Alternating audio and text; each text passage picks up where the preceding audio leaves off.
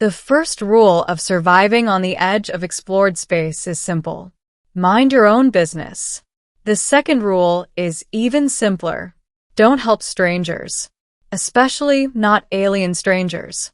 Unfortunately for me, I've never been very good at following rules. My name is Daniel Carter, former field medic of the Terran Expeditionary Corps. After the war ended, I left the military and took the quietest job I could find, station mechanic and freelance medic on Outpost Kepler 19, a remote trade station orbiting a dusty orange dwarf star. It was the kind of place people came when they didn't want to be found. Smugglers, miners, drifters, refugees, and occasionally things that weren't exactly legal. Most nights were quiet. The hum of generators, the low chatter of traders, the distant roar of cargo ships docking. But the night everything changed began with an explosion. The blast shook the entire docking ring. Alarms screamed across the station, red lights flashing like a dying heartbeat. I ran to the viewing window just in time to see a small alien craft slam into Dock Bay 7. Smoke poured from its engines. Great, I muttered. Another idiot pilot. I grabbed my medical kit and headed toward the bay. Old habits die hard. When I arrived, the hangar doors were half open and emergency drones buzzed overhead. The ship was small, sleek, metallic, and very much not human design. Its hull bore deep scorch marks. Weapons damage. A fight had chased it here. I climbed the ramp cautiously. Hello, I called. No response. The interior lights flickered weakly. And then I saw her. She was lying against the far wall, breathing slowly, her body wrapped in dark armor that looked grown rather than built. At first glance, she looked human. At second glance, not quite. Her skin shimmered faintly like moonlight on water. Long silver hair spilled over her shoulders. Her ears were slightly pointed, and faint glowing patterns moved across her arms like living tattoos.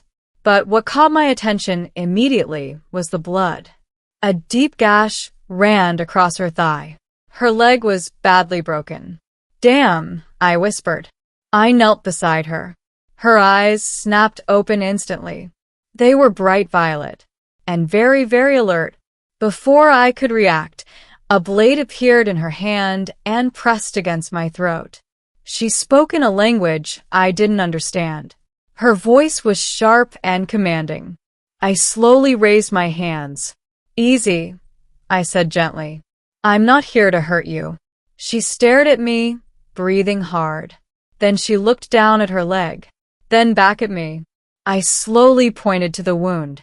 Medic. She hesitated. The blade trembled slightly. Then, after a long moment, she lowered it. I took that as permission. The injury was bad. Her leg had been crushed during the crash, and the bleeding would kill her within an hour if untreated. Luckily, Terran field medicine works on most biological systems. I cleaned the wound, set the bone, injected a regeneration gel. The whole time she watched me carefully, her violet eyes never leaving my face. Not with fear, but curiosity. When I finished, I wrapped the leg in a stabilizing brace. There, I said. You'll live. I leaned back and wiped sweat from my forehead. That's when I realized something. She was still holding my hand, not gripping it, not threatening me, just holding it. I gently tried to pull away. She tightened her grip instantly. Her fingers were surprisingly warm. Okay, I said awkwardly. She tilted her head. Then she spoke again, this time slower. Her translator implant must have activated because the words finally came through. You helped me. Yeah, I replied. That's what medics do. She studied me intensely. Then she said something that made my brain completely freeze. You are mine now. I'm sorry, what? She pulled herself slightly upright, still holding my hand. In my people's tradition, she explained slowly as the translator struggled to keep up. The one who saves a warrior's life becomes bound. I blinked. Bound. She nodded. Life bond. I laughed nervously. Oh no. No, no, no. That's definitely not happening. She frowned slightly. You refuse? I didn't even sign up. Her grip tightened again. You touched my blood. That was medical treatment. You carried my pain. I set your leg. You saved my life. Yes. She stared at me with absolute seriousness. Then it is done. I rubbed my face with my free hand. This is why humans don't help strangers, I muttered. Over the next few hours, things got complicated. First, the station authorities showed up asking about the crash. Apparently her ship had been chased by pirate raiders through 3 systems. They never made it to the station, though, because 30 minutes after she arrived, 3 pirate ships appeared on the scanners. They wanted her. Badly. Station security immediately went into lockdown. That's when I learned something important about the alien woman whose hand I still couldn't escape. She wasn't just any traveler.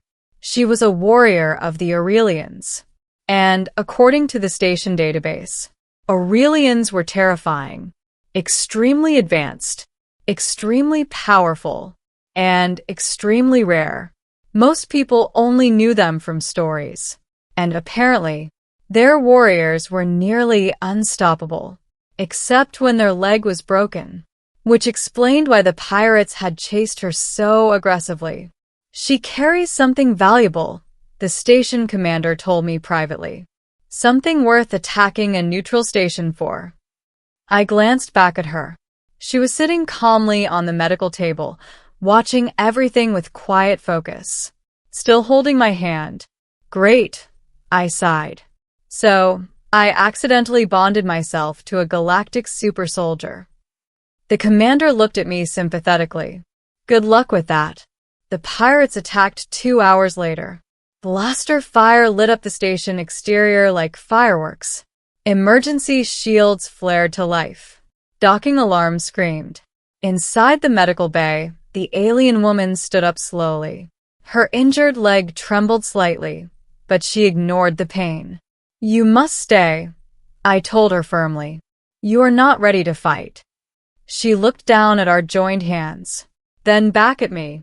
My life bond fights beside me. I'm a medic. Then you will heal. That's not how battle works. She tilted her head slightly. It does now. Before I could protest, she pulled me toward the door. I stumbled after her. The corridors were chaos. Security teams running. Civilians hiding. The sound of explosions echoing through the metal halls. The pirates had breached Dock 7, which meant they were heading directly for her ship, which meant they were heading directly for us. The first pirate rounded the corner just as we reached the junction. A tall reptilian brute with a plasma rifle. He froze when he saw her. Target located, he shouted into his comm. Big mistake. The alien woman moved faster than anything I'd ever seen. Even injured. Even limping. She pulled a curved blade from her armor and struck in a blur of silver light. The pirate collapsed instantly. She didn't even slow down. I stared at her in shock. Okay, I whispered. I'm definitely the weak one in this partnership. She glanced back at me briefly. A faint smile touched her lips. Yes. More pirates poured into the corridor. Blaster fire flashed around us. I dragged injured security officers behind cover while she fought like a living storm. Despite her injury, she moved with terrifying grace. Every strike precise. Every movement efficient. 3 pirates fell. Then 5. Then 8. But there were too many.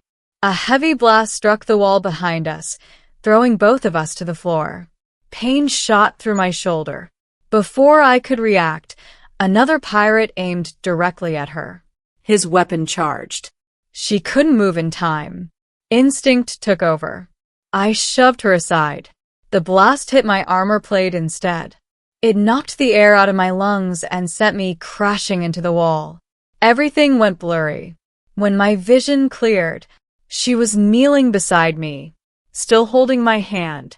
Her violet eyes were wide with something I hadn't seen before. Fear.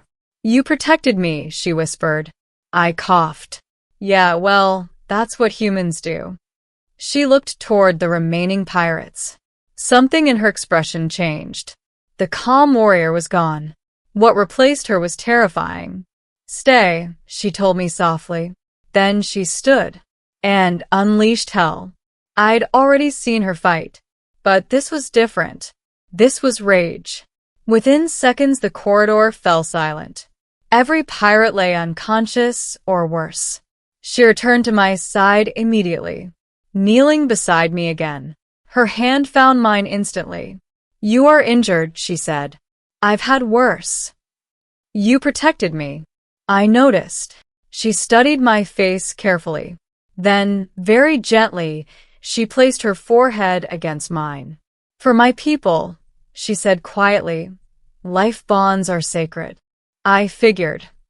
But it is not just tradition. Her glowing tattoos shimmered brighter. Our species bonds emotionally and biologically.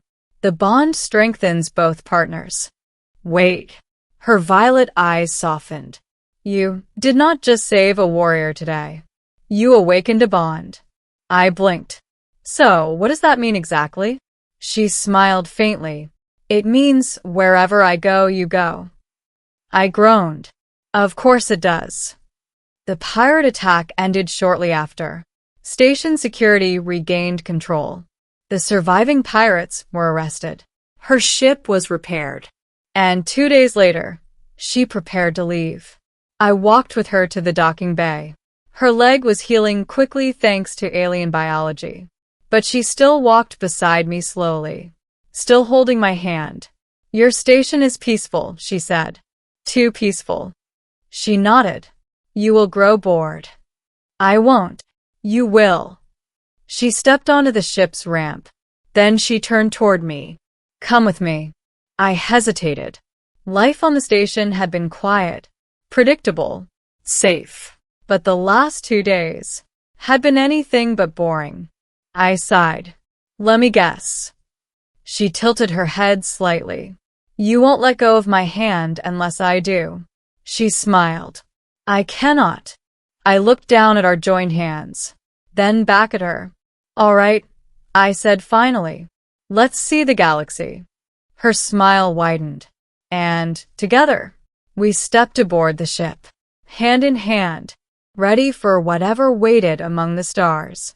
Because sometimes, all it takes to change your entire life is fixing someone's broken leg and discovering they refuse to let go.